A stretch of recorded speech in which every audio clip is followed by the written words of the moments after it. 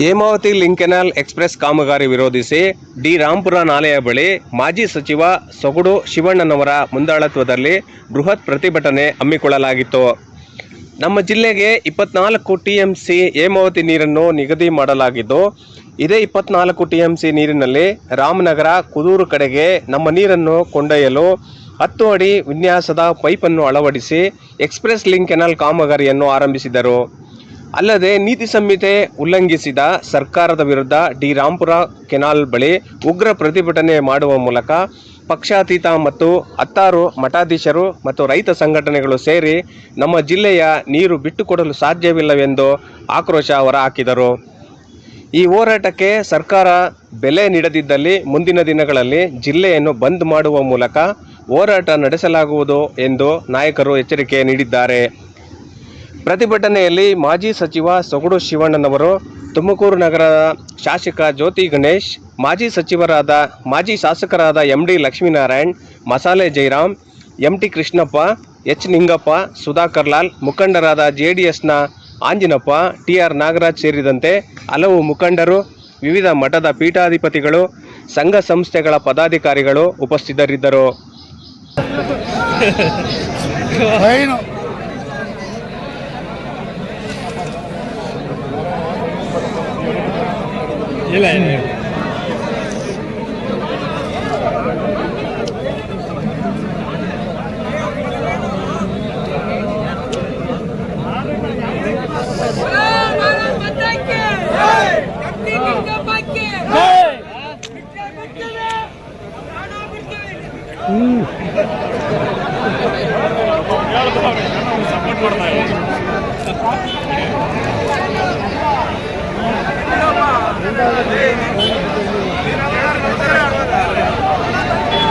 ಬೇಕು ಅಂತೇಳಿ ಮತ್ತೆ ಪರಮೇಶ್ವರ್ ಅವ್ರ ಮನೆ ಮುಂದೆನೂ ಧರಣಿ ಕೂತ್ಕೊಳ್ತೀವಿ, ಡಿಸಿ ಮುಂದೇನು ಅಂತ ಹೇಳಿ.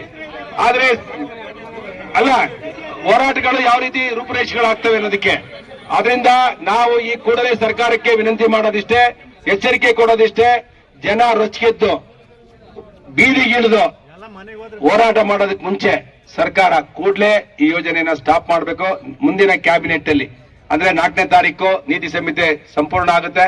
5ನೇ ತಾರೀಕು ಎಮರ್ಜೆನ್ಸಿ ಕ್ಯಾಬಿನೆಟ್ ಕರೆದು ತುಮಕೂರು ಜಿಲ್ಲೆಯ ಹಿತದೃಷ್ಟಿಯಿಂದ ಈ ಯೋಜನೆಯನ್ನ ನಾವು ವಾಪಸ್ ತಗೊಳ್ತಿದ್ದೇವೆ, ಕ್ಯಾನ್ಸಲ್ ಮಾಡಿದೀವಿ ಅಂತ ಹೇಳಿದ್ರೆ ಸರಿ. ಇಲ್ಲ ಅಂತ ಹೇಳಿದ್ರೆ 5ನೇ ತಾರೀಕಿಂದ ತುಮಕೂರು ಬಂದ್ ಅನ್ನು ಕಾಲ್ ಮಾಡ್ತೇವೆ, ತುಮಕೂರು ಜಿಲ್ಲೆ ಬಂದ್ ಕಾಲ್ ಮಾಡ್ತೇವೆ, ಮತ್ತೆ ಇಡೀ ತುಮಕೂರು ಜಿಲ್ಲೆಯನ್ನ ಬಂದ್ ಕಾಲ್ ಮಾಡ್ತೇವೆ. ಇದಕ್ಕೇನಾದ್ರೂ ಸಾವು ನೋವಾದ್ರೆ ಸರ್ಕಾರನೇ ಹೊಣೆ ಆಗ್ಬೇಕಾಗುತ್ತೆ. ನಾನು ಸರ್ಕಾರಕ್ಕೆ ಹೇಳ್ತಾ ಇದ್ದೇನೆ. ಅದರಿಂದ ಇವತ್ತು ಶಿವಣ್ಣವರ ಸರ್ಕಾರ ಸರ್ಕಾರವಂತೆ ಸರ್ಕಾರ, ಕಾನೂನಂತೆ ಕಾನೂನು.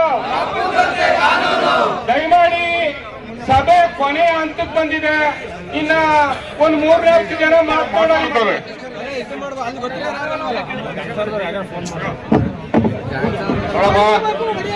ಈಗ ನಮ್ಮ ನಾಯಕರೆಲ್ಲ ಮಾತಾಡ್ತಾರೆ, ನಾನು ಮಾತಾಡ್ಬೇಕಂತ. ಇಲ್ಲಿ ಇರ್ತಕ್ಕಂಥ ಎಲ್ಲರೂ ನನ್ನ ಬಂಧುಗಳು, ಅವ್ರೆಲ್ಲರಿಗೂ ಎಷ್ಟು ಹಕ್ಕಿದೆಯೋ ನನಗೂ ಅಷ್ಟೇ ಹಕ್ಕು. ನಾನು ಎಲ್ಲರಿಗಿನ್ನ ಚಿಕ್ಕೋನು. ಇವತ್ತು ಎಲ್ಲ ಹೇಳೋರೆ ನಮ್ಮ ನಾಯಕರುಗಳೆಲ್ಲ, ಏನು ಬುದ್ಧಿ ಸ್ವಾಮಿಗಳೆಲ್ಲ ಹೇಳೋರೆ. ಅದಕ್ಕೆ ನಾವೆಲ್ಲ ಭದ್ರಾಗನ. ನಮಗೆ ಜೈಲೇನು ವಸ್ತೇನಲ್ಲ, ವರ್ಷಗಟ್ಟಲೆ ಎಮರ್ಜೆನ್ಸಿ ಒಳಗಿದ್ದಂತಾರೆ ನಾವೆಲ್ಲ. ನಾವು ದೇವೇಗೌಡರೆಲ್ಲ ಮಹಾನ್ ಭಾವಗಳು, ಎಸ್ ಮಲ್ಲಿಕಾರ್ಜುನ ಹೇಳೋರು. ಅದಕ್ಕೋಸ್ಕರ ನೀವು ಯಾರು ಜೈಲಿಗೆ ಬರೋದಕ್ಕೆ ಹೆದರಬೇಡಿ. ಲ್ಯಾಂಡ್ ಆರ್ಡರ್ ನಾವು ಕೈಗೆ ತಗೋಬೇಕು. ಹೆಂಗೆ ಅಲ್ಲಪ್ಪ, ಲ್ಯಾಂಡ್ ಆರ್ಡರ್ ಹೆಂಗೆ ಕೈಗೆ ತಗೋಬೇಕು ಎಲ್ಲ ಮಾತಾಡಿ ಹೇಳವ್ರೆ, ಅದನ್ನ ಮಾಡೋಣ. ಹೇಳ್ತಿ ಕೇಳಮ್ರಿ, ಇವತ್ತು ಹೇಳ್ತಿ ಕೇಳಪ್ಪ. ಅಲ್ಲಮ್ಮ, ನಮ್ಮ ಹುಡುಗಂದು ಅಲ್ಲಪ್ಪ, ಪೆಟ್ರೋಲ್ ಜಾಸ್ತಿ ಐತೆ, ಡೀಸೆಲ್ ಜಾಸ್ತಿ ಇದೆ ಅವನಿಗೆ. ಸರ್ಕಾರವಂತೆ ಸರ್ಕಾರ, ಸರ್ಕಾರವಂತೆ ಸರ್ಕಾರ, ಹೇಮಾವತಿ ಹೋರಾಟಕ್ಕೆ, ನಮ್ಮ ರೈತರ ಹೋರಾಟಕ್ಕೆ, ರೈತರ ಹೋರಾಟಕ್ಕೆ, ಹೇಮಾವತಿ ನೀರಾವರಿಗೆ, ಹೇಮಾವತಿ ನೀರಾವರಿ ಹೋರಾಟಕ್ಕೆ, ಹೇಮಾವತಿ ನೀರಾವರಿ ಹೋರಾಟಕ್ಕೆ. ಶಿವಣ್ಣವ್ರು ಬರ್ತಾ ಇದ್ದ, ದಯವಿಟ್ಟು ಬರ್ಬೇಕು. ಶಿವಣ್ಣವರು, ಕೃಷ್ಣಪ್ಪಣ್ಣವರು, ಸುರೇಶ್ ಗೌಡ್ರು, ಸುಧಾಕರ್ ಅವರು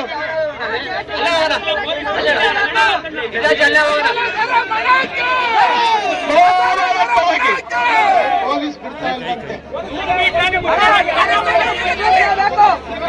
ಇವತ್ತು ಇಟಾಚಿ ಅವ್ರ ಇಟಾಚಿ ಇಲ್ಲೇ ಕ್ಯಾಂಪಲ್ಲಿ ಇದಾವಂತೆ. ಕ್ಯಾಂಪ್ ಹೋಗಿ ಇಲ್ಲ 8 ಕಿಲೋಮೀಟರ್ ಕ್ಯಾಂಪಲ್ಲಿ.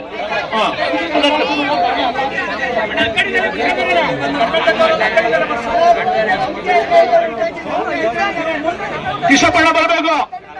ಯಾಕೆಂದ್ರೆ ನಾಳೆಯಿಂದ ಯಾವ ತರ ಹೋರಾಟ ಮಾಡಬೇಕು ಅಂತ ಹೇಳಿ ಇರ್ತಕ್ಕಂಥ ರೈತರಿಗೆ ಮನವರಿಕೆ ಮಾಡ್ಕೊಡ್ಬೇಕು. ಚೆನ್ನಾಗಿ ಮಾಡಕ್ಕೆ ಅಂತ ಹೇಳಿ ಅವತ್ತು ಹಿಂದಿನ ಸರ್ಕಾರದಲ್ಲಿ ಆರ್ಡರ್ ಪಾಸ್ ಮಾಡಿಲ್ಲ.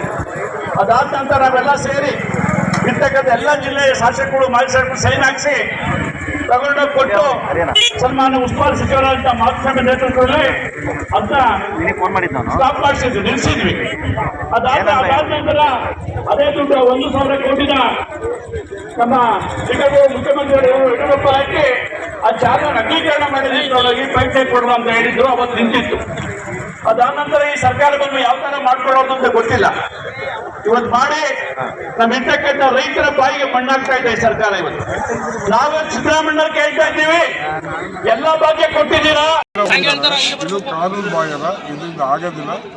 6ನೇ ತಾರೀಕು ಒಳಗಾಗಿ ನೀವು ಕ್ಯಾನ್ಸಲ್ ಮಾಡಬೇಕು. ಇಲ್ಲಾಂದ್ರೆ ನಾವು ಒಂದು ಮೀಟಿಂಗ್ ಕರೆದು JCB ಕಾಲ್ ಮಾಡ್ತೀವಿ. ಎಲ್ಲ ಕಡೆ JCB ಬಂದು ಮುಚ್ಚಿಸ್ತೀವಿ ನಾವೇ. ಸೊ ಇವತ್ತಿನ ಹೋರಾಟದಲ್ಲಿ ಎಷ್ಟು ಜನ ಸಂಖ್ಯೆ ಸೇರಿದ್ರು? ಎಲ್ಲ ಭಯ ಬಿದ್ದಾರೆ ಸರ್. ಎಲ್ಲ ಒಂದ್ ಕಡೆ ಪೊಲೀಸ್ನವರು ಎದುರಿಸ್ತಾ ಇದ್ದಾರೆ ಅಂತ ಒಂದು ಭಯ ಯಾಕೆ ಹೇಳ್ತಾರೆ. ಎದುರಿಸ್ತಾರೆ? ನಾವೇ ಬಾಂಡೆಡ್ ಬರ 76 ಆಯ್ತು ಸ್ವಾತಂತ್ರ್ಯ ಬಂದು ಯಾಕೆ ಎದುರಿಸ್ತಾರೆ ನಾವು?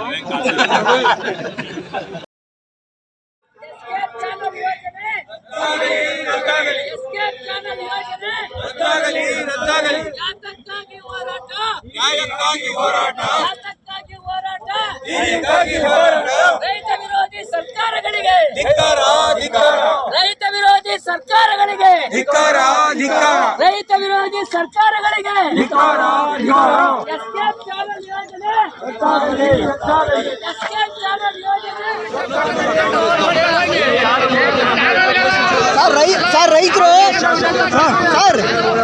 ಸರ್ ರೈತರು ಇವತ್ತೇ JCB ತಂದು ಮುಚ್ಚಿ ಅಂತ ಹೇಳಿ ಆಗ್ರಹ ಮಾಡ್ತಿರೋ ಸರ್ ರೈತರು. ಯಾವುದೇ ಹೋರಾಟದಲ್ಲಿ ಎಷ್ಟೋ ಜನ ಬಲಿದಾನ ಮಾಡಿದ್ದಾರೆ.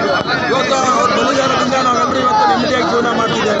ಇವತ್ತು ಕೂಡ ಕಾನೂನು ಬಾಹಿರವಾಗಿ ಹೋಗ್ತಾರೆ.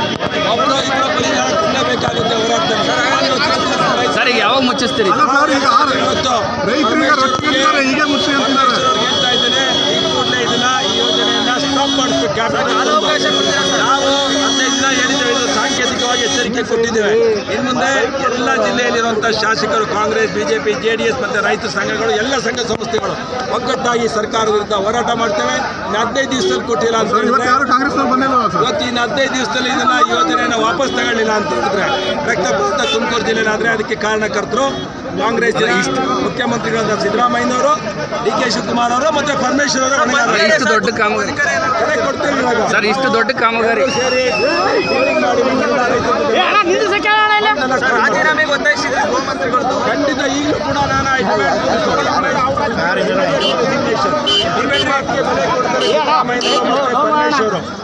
ಸಿದ್ದರಾಮಯ್ಯನವರು DK ಶಿವಕುಮಾರ್ ಓವರ್ ಕ್ರಾಸ್ ಮಾಡಿ ಸರ್ ಇಷ್ಟು ದೊಡ್ಡ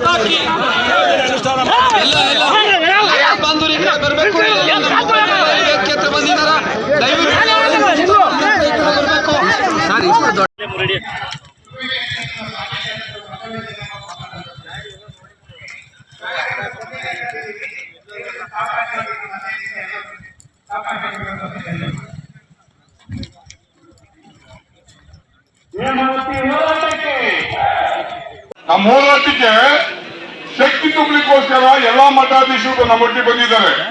ಹೋರಾಟ ನಾವು ನಿಮ್ ಜೊತೆ ಬರ್ತೀವಿ ಅಂತಕ್ಕಂಥ ಭಾವನೆಯನ್ನ ವ್ಯಕ್ತಪಡಿಸಿ ನಮ್ಮೊಟ್ಟಿಗೆ ಬಂದಿದ್ದಾರೆ.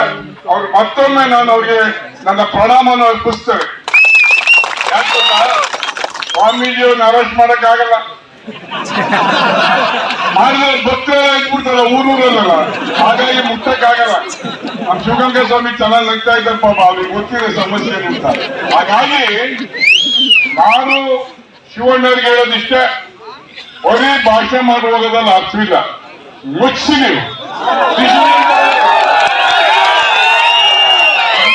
ಪೊಲೀಸ್ನವರು ಯಾವ್ದಕ್ಕೆ ಅಂತ ಹೇಳ್ತಿದ್ದೀನಿ ಮಾತಾಡ್ತಿದ್ದೀನಿ. ಕಾನೂನು ನಾವು ಗೌರವಿಸ್ತೇವೆ. ಕಾನೂನು ಉಲ್ಲಂಘನೆ ಮಾಡಿ ಇವರು ಚಾನೆಲ್ ಹೊಡೆದವರಿಗೆ ಏನನ್ಬೇಕು ನಾವೀಗ? ಕಳ್ಳರು ಅವರು. ಅದಕ್ಕಾಗಿ ಕಳ್ಳರ ಪರ ನೀವು ನಿಲ್ಬಾಡಿ, ಪೊಲೀಸರಿಗೆ ಹೇಳ್ತೀನಿ ನಾನು, ದಯಮಾಡಿ ನಿಲ್ಬಾಡಿ. ನೀವೇನು ಮಾಡಕ್ಕಾಗೋದಿಲ್ಲ. ಯಾಕೆ ಗೊತ್ತಾ, ಎಷ್ಟೋ ಜನ ಕಳ್ಳರು ಅವರು. ಅದಕ್ಕಾಗಿ ಕಳ್ಳರ ಪರ ನೀವು ನಿಲ್ಬಾಡಿ, ಪೊಲೀಸರಿಗೆ ಹೇಳ್ತೀನಿ ನಾನು, ದಯಮಾಡಿ ನಿಲ್ಬಾಡಿ. ನೀವೇನು ಮಾಡಕ್ಕಾಗೋದಿಲ್ಲ. ಯಾಕೆ ಗೊತ್ತಾ, ಎಷ್ಟೋ ಜನ ನೀರ್ ತರಕ್ಕೆ ಪ್ರಾಣತ್ಯಾಗ ಮಾಡಿದ್ದಾರೆ, ಹೋರಾಟ ಮಾಡಿ ಮರೆದವ್ರೆ. ಅವ್ರು ಇವತ್ತು ನಾವು ಸ್ಮರಿಸಬೇಕಾಗ್ತದೆ. ಅಂತವರ ಹೋರಾಡ್ತಾರೆ. ಇವತ್ತು ಹೇಮಾವತಿ ನೀರ್ ತಂದ್ರೆ ಇವತ್ತು ನಮ್ ಸ್ನೇಹಿತರು ಗುಬ್ಬಿಗೆ ಒಂದಿನ ನೀರೋಗಲ್ಲ ಕಂಡ್ರೆ, ಗುಬ್ಬಿ ಅವ್ರು ದಯಮಾಡಿ ಕೈ ಎತ್ತಿ.